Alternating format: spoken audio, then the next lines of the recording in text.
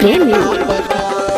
हो गईल शादी क देली जान छल, हो गईल शादी क देली जान छल, तकावना लाठारी हम अकेले बाबा जल, तकावना लाठारी हम अकेले बाबा जल। मन दिलवे में देखनी हजन के हम भल, तकावना लाठारी हम अकेले बाबा जल। हो गईल शादी क देली जान छल, तकावना लाठारी हम अकेले बाबा जल।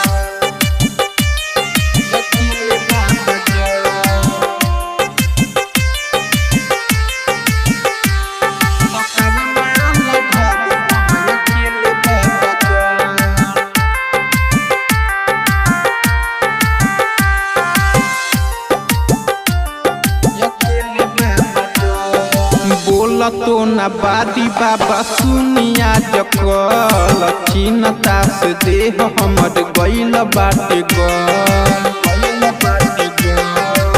बाबा बोला तो न बादी बाबा सुनिया जकल, चिन्ता से देह हमर गईल बाटे गल। खैले रल क्रिया जान ढारते में जल, भैल मजबूरी कवन गईली बदल।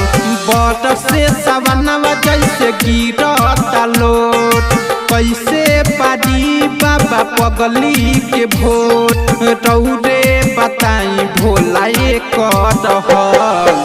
हो गईल शादी क देली जान छल, हो गईल शादी क देली जान छल, तकावना लाठारी हम अकेले बाबा जल, तकावना लाठारी हम अकेले बाबा जल।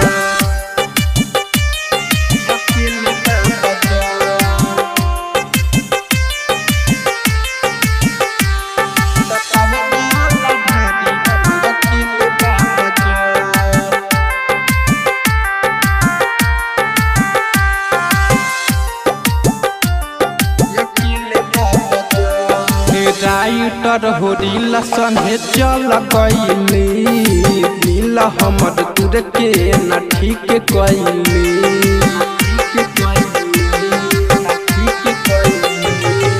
राइटर होरिला संगे चल गईली, दिल हमर तुर के न ठीक गईली।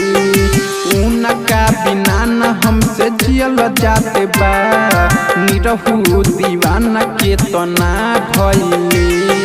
मनवा रोवेला हमर भीतर भीतर, एही से याद दिलवा से न निकले।